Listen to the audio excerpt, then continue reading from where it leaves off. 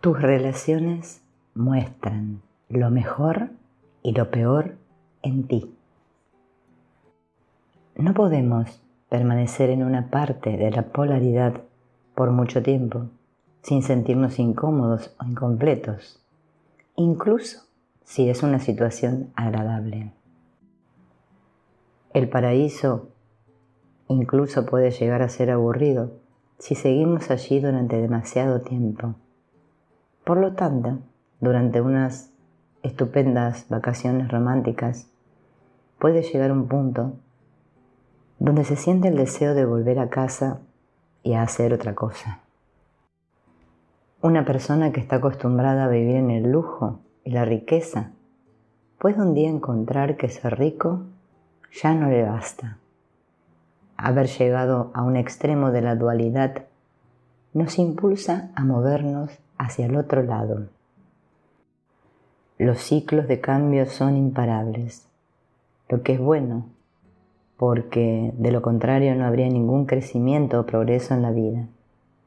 Esto es especialmente cierto con respecto al aprendizaje a través de las relaciones humanas. Si conoces a alguien que representa todas esas cosas que estás buscando en tu vida, porque crees que no tienes lo mismo, naturalmente desearás que él o ella esté cerca tuyo todo el tiempo. Supongamos que su nuevo amigo o socio siente lo mismo acerca de ti y te encuentra atractivo porque tu personalidad o habilidades llenan una necesidad específica en su vida. Mientras las necesidades de ambos sean satisfechas, la relación prosperará con felicidad y emoción. Pero tal vez un día tu compañero comienza a descubrir que no está tan satisfecho ya con lo que está recibiendo de ti, lo que genera una falta interior de algún tipo. Para superar esta sensación de falta, comienzas a exigir más atención. Incluso puedes sentirte frustrado y enojado si el otro no cumple con tus expectativas. Como resultado, puedes sentirte presionado, incluso sofocado.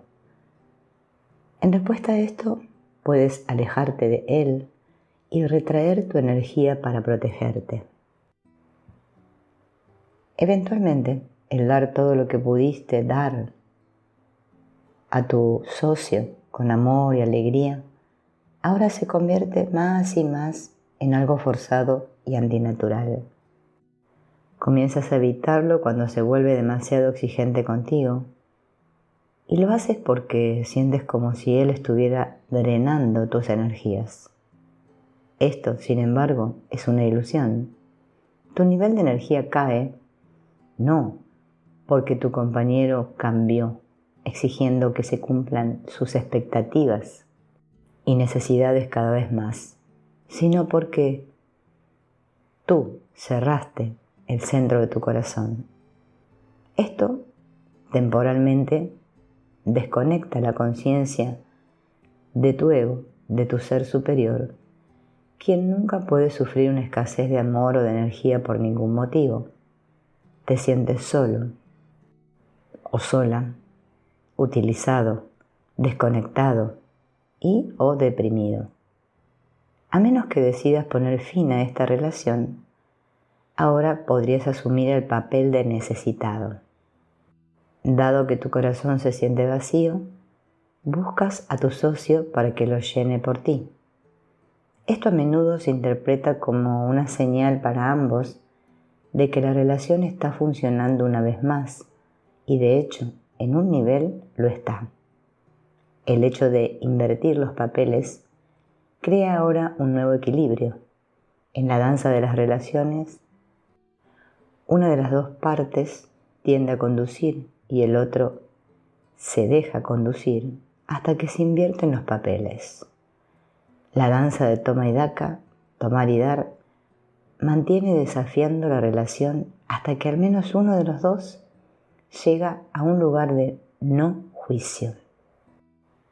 Una vez que sabes cómo llenar tus propias necesidades de querer ser amado y disfrutar de la libertad de amar sin condiciones, ya no estás desconectado de tu ser superior y por lo tanto permaneces en el centro de tu corazón. Resulta pues que tu compañero o compañera también espontáneamente deja de poner exigencias sobre ti. Comienzas a ver derecho a través de la calma de tu pareja o amigo y lo que ves es su temor de no ser lo suficientemente bueno. Así que en lugar de alejarte de él y cerrar el centro de tu corazón, sientes compasión y perdón y abres tu corazón a él aún más, debido a que te conectas con tu pareja, te conectas con tu propia esencia más profundamente y así notas su verdadera esencia y en consecuencia eres capaz de aceptarlo en tu vida sin condiciones y sin juicio. Ya no te sientes sofocado. En su lugar tienes la libertad de amar sin condiciones. De la misma manera, tu socio dejará de perseguirte a fin de obtener satisfacción y comodidad y encontrará paz dentro de su propio espacio en su corazón. El antiguo patrón de retirarse, cortando y dividiendo a nosotros mismos por dentro, solo sirve para provocar la separación en la vida, obstaculiza el amor e impide que fluya libremente. Desde que la separación no forma parte de nuestro maquillaje natural y causa dolor, nos mantenemos buscando la relación ideal, mágica, divertida y duradera para siempre. Esta búsqueda termina y las verdaderas relaciones comienzan cuando nosotros nunca más apagamos nuestra conexión dentro del corazón. Muchas relaciones han sido puestas a prueba en esta forma. Muchas personas se han vuelto muy interesadas en la búsqueda de las prácticas espirituales o en un entendimiento metafísico de la vida, mientras que sus parejas permanecen arraigadas en la visión antigua, puramente materialista de la vida. Con frecuencia, esto ha sido motivo de distanciamiento y problemas en la relación. Sin embargo, por ejemplo, un marido que ha optado por permanecer en la energía o modo de vida antiguo está haciendo esto, aunque inconscientemente, a fin de ser un equilibrio para su esposa, manteniendo la energía opuesta. Este efecto de anclaje creado por el marido es muy necesario para que la esposa pueda explorar y experimentar estos nuevos ámbitos de forma segura y sin demasiada prisa. En realidad el marido está contra todas esas cosas espirituales de amor y cariño para que su cónyuge pueda llegar a estar más firmemente decidida a seguir adelante en su vida. Si la esposa pudiera ver el papel que su marido está desempeñando para ella, permitiéndole moverse sus energías del nuevo mundo, ella sería capaz de honrarlo para y disfrutar de una relación verdaderamente satisfactoria. Si ella no puede verlo, entonces podría decidir dejarlo y encontrar un ancla en otro lugar. Es como si la mayoría de nosotros tuviera que desempeñar todas las funciones cuando se trata de las relaciones. En una jugamos a ser necesitados y en otra necesitamos que nos necesiten. Uno comúnmente escucha en las relaciones humanas: te necesito o no puedo vivir sin ti. Tales relaciones basadas en la necesidad no pueden durar, simplemente porque las necesidades son muy cambiantes. Pero cuando la necesidad cambia y se desplaza hacia una apertura del corazón, la relación experimenta un renacimiento basado en la mutua efusión de amor. Una vez que eres capaz de mantener tu corazón abierto para quien te necesita, ya sea amante, padre o amigo, se producirá también una disminución de tus propias exigencias de ser necesitado. A menos que nos amemos plenamente nosotros mismos, jugamos ambos papeles de necesidad, pero sirven como nuestros pasos en el aprendizaje acerca de la naturaleza de la dualidad de la vida. Las oscilaciones frecuentes y a veces intensas de querer ver nuestras necesidades cumplidas por otros y ser necesitados por otros, poco a poco se equilibran y terminan por completo. Cada relación es una gran bendición para todos los participantes porque permite experimentar estos aspectos dualistas de la vida en forma concreta y tangible, como los brazos de una cruz, combinándose paulatinamente en un singular punto central. Todos los valores opuestos encuentran su base común en la conciencia del corazón de la persona que experimenta, independientemente de si él es consciente de ello o no. Una vez que hemos aprendido lo suficiente acerca de las partes opuestas de la vida, el carácter dualista de separación, estamos dispuestos a verlos como unificados. Esto crea un nuevo tipo de relación con los demás y con el mundo, uno que acepta todo y a todos simplemente como ellos son realmente. No necesitas mejorar. No necesitamos mejorar a otros si simplemente nosotros mismos podemos aceptar la manera en que somos. Cuando juzgamos a otros, no es porque no nos gustan o porque los desaprobamos, sino porque su comportamiento, opiniones o acciones reflejan nuestra propia sensación de no ser suficientemente buenos. Del mismo modo, cuando los otros no cumplen nuestras expectativas, los criticamos a fin de que el reflejo de nuestro propio dolor sea más aceptable y soportable. En verdad, el juicio es una ilusión, no es real. Nunca está dirigido contra los demás, sino contra nuestros propios sentimientos de culpa y carencia. Y esto también es una ilusión. Tampoco necesitas cambiar tú o mejorar tú para complacer a alguien. Eso es solo dispersar tu poder sin ningún beneficio. A menos que elijas convertirte en un esclavo espiritual que cree que hay otros mejores o más espiritualmente avanzados que tú, reconoce simplemente que ya no hay más gurús o dirigentes a seguir. El juicio pierde su agarre y poder cuando la necesidad de ser una mejor persona de lo que eres se apacigua. ¿Significa esto que una persona sin juicio ya no tiene más el deseo de aprender y crecer? No, todo lo contrario. Esto implica que la persona sin juicio percibe cada momento independientemente de si parece ser favorable o adverso, como igualmente afortunado, como una bendición divina. Incluso no cuestiona si es bueno o malo, no se siente ningún sentimiento de culpa por haber hecho algo que otros consideran que es malo. Ellos saben que incluso en la oscuridad acabará, por eso no tienen miedo. Ellos aprendieron que siempre hay luz al final del túnel y que el túnel realmente sirve como una ruta de acceso a la luz.